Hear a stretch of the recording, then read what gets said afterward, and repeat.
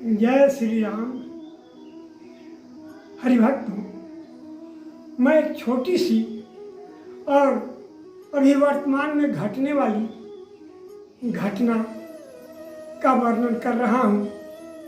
अगर आपको मेरी यह चर्चा कुछ अच्छी लगे तो आप कृपया जरूर मेरे श्री कृष्णा चैनल को सब्सक्राइब और लाइक कर देंगे। हम देखते हैं कि गांवों में या शहरों में या कहीं भी ज़्यादातर ऐसा देखा जाता है कि लोग बड़ी कड़ी मेहनत करके गांव शहर व्यक्ति के पास जाकर के चंदा इकट्ठा करते हैं और फिर यज्ञ करते हैं। इसी तरह की बात है कि एक जगह यज्ञ चल रहा था, यज्ञ का आयोजन हुआ था, कार्यक्रम शुरू था, प्रवचन हो रहा था। ठीक उसी समय एक अधेड़ व्यक्ति आकर के संचालक से बहुत कुछ अनुनय विनय करके मंचासीन हो गया और अपना प्रवचन शुरू कर दिया।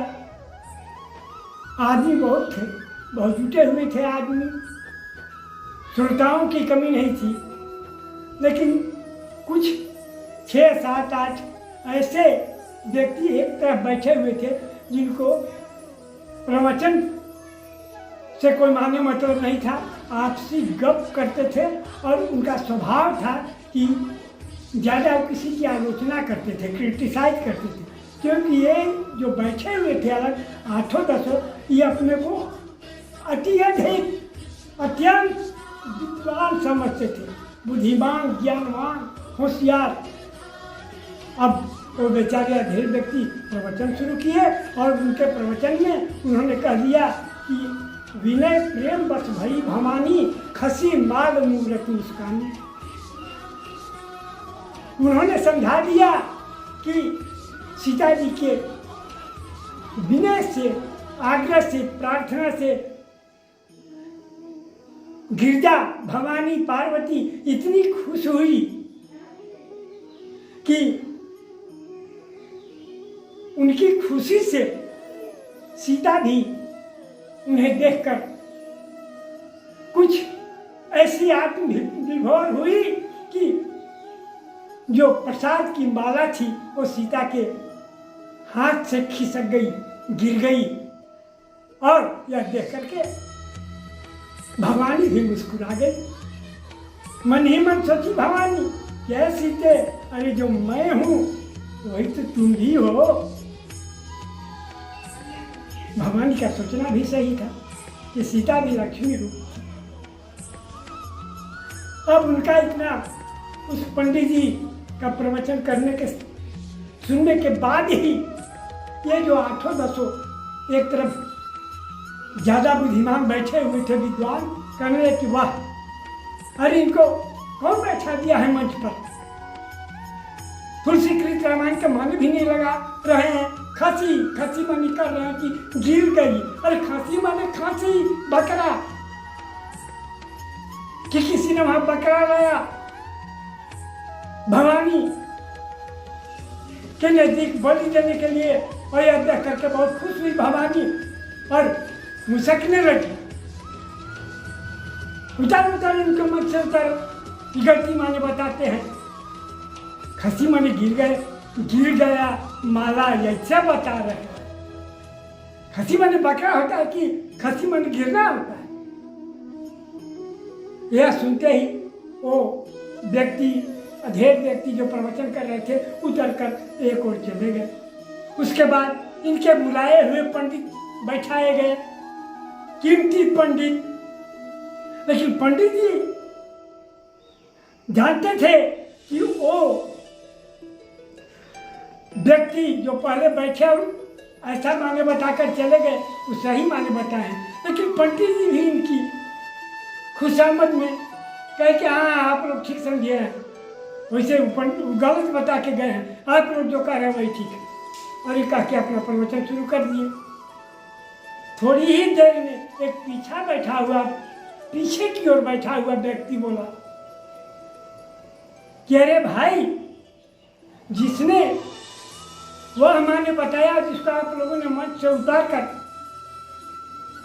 भेज दिया, वो न जाने किधर गए। जानते हैं वो कौन है? एक ने कहा हाँ खूब जानता हूँ, जिसको तुलसी दास जी की लिखी हुई मानस का अर्थ भी बताने नहीं आया। तो वह व्यक्ति बोला, अरे भाई यही तो आपकी गलतफहमी है। वह खुद तुलसीदास जी थे, जाकर उनको खोजिए। अब उसी में से वो सब दौड़े, दौड़ते दौड़ते वो अकेले रात के वक्त चले जा रहे थे। उन्हें उनके पास से लोग पहुँच गए और कहे कि आप कौन हैं? उन्होंने सिर्फ इतना ही कहा कि मेरा नाम तुलसी है और मेरा घर राजापुर में। तब इन्होंने दूसरा प्रश्न किया कि क्या ये रामचरितमानस का वर्णन आप ही ने रामायण में किया है? उन्होंने कहा कि हाँ मैं ही। ये लोग पैर पर गिर गए कि महाराज आपको पहचान न सके, गलती हो गई, क्षमा करें, लौट चलिए। उन्होंने कहा कि अब मैं नहीं लौटता। जहाँ मेरी कथा का अपमान होता है फिर दोबारा वहाँ मैं नहीं जाता। यह कहकर वे आगे बढ़ गए और ये लोग पीछे यज्ञस्थल की ओर लौट गए। मन में इन लोगों ने सोचा कि उन्हीं को भेजूं जो पहचानते थे, लेकिन यहाँ आकर देख रहे हैं तो वह व्यक्ति जो इस भेद को खोला था वो अभी नहीं था। तब किसी ने कह दिया कि वहाँ तो नहीं पहचान पाने के कारण आप लोगों ने ऐसा किया, और यह जो पीछे बैठ के आप लोगों को भेद बताया, न जाने कहाँ चले गए। यह अवश्य ही श्री हनुमान जी थे, पवन सुत, क्योंकि वो तुलसीदास थे। ऐसा भेद अन्य आदमी नहीं बता सकता था, लेकिन अब तो इनका भी दर्शन आपको नहीं हुआ। तो इस तरह के आजकल ज़्यादा बुद्धिमान विद्वान लोग यज्ञशाला में बैठकर और अच्छे अच्छे पंडितों का आलोचना करते हैं। और जब खुद तुलसीदास जी जिन्होंने मानस लिखा और उनके बारे में इन लोगों ने कह दिया कि इनको बोलने नहीं आता है, मानने लगाने अर्थ लगाने नहीं आ रहा, तो एक दूसरे को क्या समझेंगे?